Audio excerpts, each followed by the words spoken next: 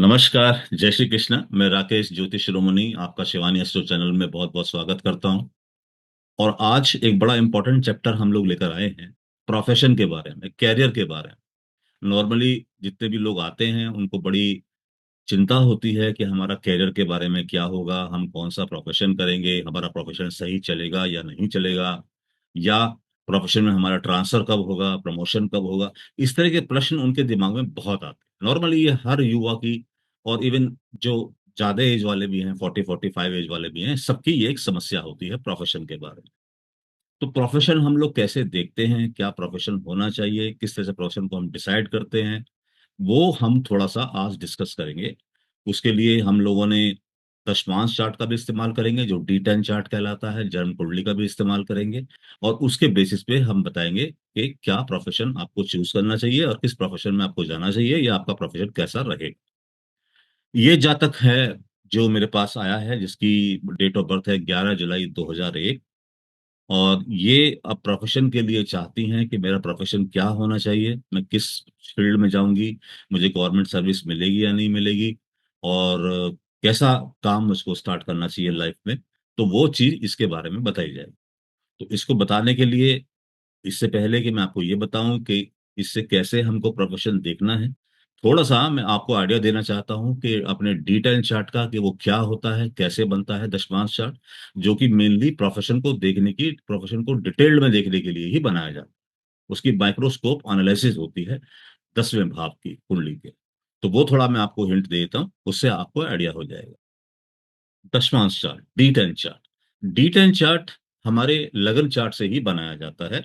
बनाने का बहुत सिंपल सिद्धांत है। डी10 चार्ट होता क्या है? थोड़ा-सा आपको ये हिंट देता हूँ। इसमें हम जानते हैं कि एक राशि 30 डिग्री की होती है, यानी एक भाव 30 डिग्री का होता है। उस राशि के अगर हम 10 पार्ट कर दें, 10 हिस्से कर दें, तो एक हिस्सा कितना आता है? आप 3 डिग्री का, यानी 0 से 3 डिग्री का पहला हिस्सा, 3 से 6 डिग्री का दूसरा हिस्सा, 6 से 9 डिग्री का तीसरा हिस्सा, 9 से 12 का चौथा हिस्सा। ऐसे हम डिग्री में चेंज करते चले जाएँगे। तो हम एक राशि के 10 पार्ट करते हैं, और एक पार्ट को हम लोग बोलते हैं दशमांश। वो तरीका होता है जिसके थ्रू हम सब चीज़ें निकालते हैं। अब ये दशमांश, तो हमने राशि के तो हमने पार्ट कर दिए, लेकिन दशमांश कुंडली बनाएँ कैसे? जन्म कुंडली हमारे पास है, उससे हमको दशमांश चार्ट का निर्माण करना है। तो कैसे हम लोग ग्रह बैठाएँगे, या दशमांश चार्ट के लगन में कौन-सी राशि आएगी, उसके बारे में मैं थोड़ा-सा पहले आपको बता देता हूँ। देखिए, बहुत सिंपल है। पहला भाग इसका क्या होता है, 0 से 3 डिग्री का होता है। अगर कोई ग्रह है, जैसे मान लीजिए कि मंगल ग्रह पहले 10वें भाव में बैठा है आपके, और वो 2 डिग्री का है, तो वो पहले दशमांश में आएगा, पहले भाग में आएगा। और वो अगर मेष राशि में बैठा है, कोई भी ग्रह, तो अगर वो पहले नवमांश में है, तो वो मेष में ही जाएगा, डी10 चार्ट के अंदर भी। और अगर दूसरे भाग में है, दूसरे दशमांश में है, तो वो डी10 चार्ट पे वृषभ राशि में जाएगा, उससे एक राशि आगे बढ़ जाएगा।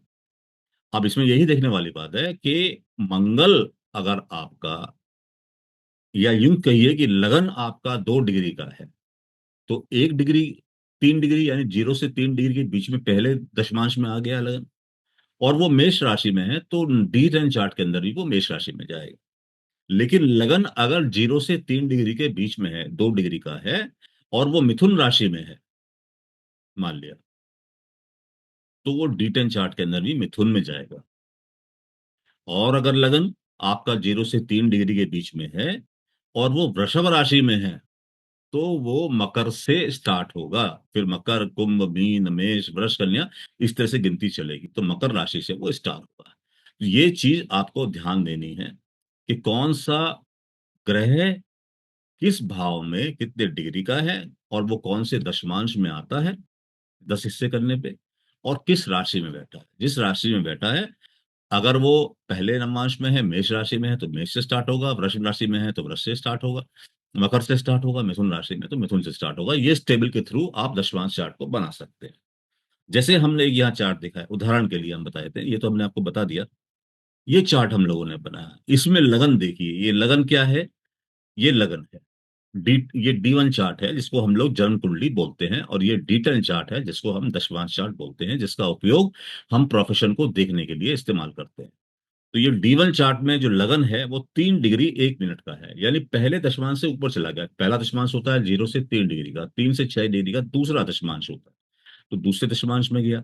और लगन किस राशि में है? 6 नंबर राशि में है। तो देखिए यहाँ पे, यानी लगन पहली चीज तो ये है कि दूसरे दशमांश में है, यानी 3 से 6 डिग्री के बीच में है। और किस राशि में है? कन्या राशि। कन्या राशि में है, तो ये जाएगा आपका मिथुन राशि में D10 चार्ट के अंदर। तो ये D10 चार्ट में जो लगन बना वो आपका मिथुन बन गया। एक उदाहरण और ले लेते हैं, उसके बाद आप अपने आप करके देखिए, आपको बहुत आसानी होगी। जैसे इसमें इस D1 चार्ट के अंदर अगर हम देखें, तो D1 चार्ट में मान लेते हैं कि हम बृहस्पति को देखना चाहते हैं कि बृहस्पति D10 चार्ट में कहाँ जाएगा। तो बृहस्पति 10 नंबर राशि में है, किसमें? मकर राशि में, और उसकी डिग्री कितनी है? 17 डिग्री 32 मिनट, और मकर राशि में है। तो 17 डिग्री 32 मिनट कौन से दशमांश में आया? ये आपका आया 15 से 18 के बीच में, यानी छठे दशमांश में आ गया।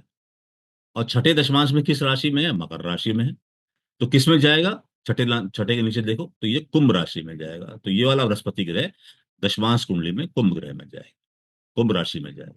तो बृहस्पति को अगर हम यहाँ देखें तो ये कुंभ राशि में आ जाता है। इस तरीके से हम D1 चार्ट से D10 चार्ट का निर्माण करते हैं। और D10 चार्ट का उपयोग कैसे करते हैं, पढ़ते कैसे हैं, मैं आपको आगे बताऊं। इन दशमांश के शासित देवता भी होते हैं। हर दशमांश का एक देवता होता है। पहले का इंद्र, दूसरे का अग्नि, तीसरे का यम, चौथे का राक्षस, पांचवें दशमांश का वरुण, छठे दशमांश दशमांश का वायु, सातवें का कुबेर, आठवें का ईशान, नवे का ब्रह्मा और 10वें का अनंत है। ये दशमांश के स्वामी हैं। इनके हिसाब से आप देख सकते हैं कि आपका कुंडली में ग्रह किस दशमांश में है। पंचम दशमांश में है, पहले दशमांश में है, तीसरे में है।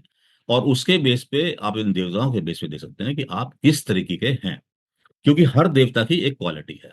जैसे विषम राशि है कोई, तुम आपकी कोई ग्रह विषम राशि में है। विषम राशि कौन सी होती है? 1 3 5 7 9 11। सम राशि कौन सी होती है? 2 5 2 4 6 8 10 12। तो वो तो हम जानते हैं। तो कोई ग्रह विषम राशि में है और वो पहले भोगांश में है, यानी 0 से 3 डिग्री के बीच में है, तो पहले दशमांश में हो गया। D1 चार्ट में मान लिया मंगल मेष राशि में है, तो मेष राशि कौन सी राशि है? विषम राशि है। और उसमें वो 2 डिग्री का है, तो पहले दशमांश में आ गया 0 से 3 डिग्री के बीच में। तो उस केस में उसका देवता होगा इंद्र। तो इंद्र की तरह की क्वालिटी उसके अंदर होगी। और अगर वो दूसरे दशमांश में है, 3 डिग्री से 6 डिग्री के बीच में है और विषम राशि में है, तो उसका देवता होगा अग्नि। आगे दिशा भी दी हुई है उनकी, इंद्र होगा, पूर्व दिशा होगी। यानी ऐसे व्यक्ति पूर्व दिशा में जाके काम करें तो बहुत ही सफलता अर्जित करते हैं। इसी प्रकार सम राशि में लगा लीजिए। अगर कोई ग्रह दूसरी, चौथी, छठी, आठवीं या 10वीं या 12वीं राशि में है और वो पहले दशमांश में है, यानी पहले 0 से 3 डिग्री के बीच में है, सम राशि में, तो उसका देवता होगा अनंत। 3 से 6 डिग्री के बीच में है तो उसका देवता होगा ब्रह्मा। ऐसे करके आपको लगाना है हर ग्रह के। अब ये कैसे आया? इंद्र का मतलब क्या है कि इंद्र भगवान है, देवता है। तो ये जो होता है, ऐसा जातक जो भी विभाग उसको मिलता है सर्विस के अंदर, उसका मुखिया होता है। तो ये भी आपको ध्यान देना बहुत जरूरी। दूसरा है, आप इसको भी देख सकते हैं कि 10वें भाव में आपकी कौन सी राशि पड़ती है। 10वें भाव में जो राशि पड़ती है वो विचेक कीजिए कि विषम राशि है या सम राशि है। फिर देखिए ग्रह जो है किस दशमांश में बैठा है, उसके हिसाब से आप उसका देवता कैलकुलेट कर सकते हैं। उससे आपको मालूम चल जाएगा कि ये जातक जो है अग्नि देवता या यम या राक्षस के हिसाब से काम करेगा। अग्निदेव जो होते हैं वो समृद्धि के द्योतक हैं। ऐसा जातक बहुत तरक्की करता है लाइफ में। यम मृत्यु के देवता हैं। ऐसे जातक के साथ बड़ी परेशानी होती है व्यवसाय के अंदर। ऐसा जातक केवल इंजीनियरिंग और सेना में व्यवसाय कर सकता है। राक्षस देवता हैं, तो ये कुछ रहस्यमय कार्य करते हैं। तो इस तरीके से इस पीडीएफ को आप पॉज करके देख सकते हैं। तो इसमें कुबेर वगैरह जितने भी देवता हैं उन सबके बारे में, दसों के दसों के बारे में आपको बताया गया है। अब जैसे हम कोई एक देवता देख लेते हैं। जैसे ये हमारी D1 चार्ट है। D1 चार्ट कहाँ है हमारा? ये D1 चार्ट है हमारा। कुंडली जो जो हमने बनाई है, ये जन्म कुंडली हमारी है। इस जन्म कुंडली में 10वें भाव में 3 नंबर राशि है। 3 नंबर राशि हमारी विषम राशि। 3 नंबर राशि हमारी विषम राशि है, इसमें केतु बैठा है। केतु की डिग्री कितनी है? 15 डिग्री 31 मिनट। तो 15 डिग्री 31 मिनट विषम राशि में है। तो 15 डिग्री 31 मिनट पे देखिए आप कौन सा वो आता है। 15 डिग्री 31 मिनट पे ये वाला आपका दशमांश आ गया। अब विषम राशि में है तो 15 से 18, यानी वायु इसके लिए देवता होगा। तो वायुदेव होगा तो वायु के बारे में आप पढ़ सकते हैं इसके अंदर, कि वायु जो होता है वो हर जगह व्याप्त है। उसका संबंध बुद्धिमानी से, पठन पाठन वाले व्यवसायों से है। तो ऐसा ऐसा जातक जो है वो टीचर बन सकता है, पठन पाठन कर सकता है। बहुत अच्छा टीचर बनेगा, वो लेखक बनेगा, अध्यापक बनेगा।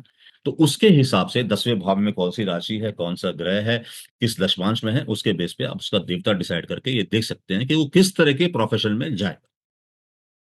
तो ये आपको मैंने बता दिया। इस तरीके से आप डिफरेंट कुंडलियों को देख सकते हैं। अब इसके बारे में कि डिटेल चार्ट आपको पढ़ना कैसे है और कैसे उसको पढ़ा जाता है, तो इससे नेक्स्ट वीडियो में मैं आपको ये बताऊंगा कि अगर आपको प्रोफेशन देखना हो तो कैसे देखें कि कौन सा प्रोफेशन उसका होना चाहिए। ये तो मैंने आपको देवताओं के बारे में बताया। आशा करता हूं ये आपको समझ में आया होगा। समझ में आया तो काइंडली लाइक कीजिएगा, सब्सक्राइब कीजिएगा। मुझे मालूम है कि आप लोग मेरी वीडियो को बहुत उत्साह से देखते हैं लेकिन सब्सक्राइब नहीं कर पाते, तो सब्सक्राइब जरूर कीजिएगा प्लीज, इससे मोटिवेशन बढ़ता है। धन्यवाद। जय श्री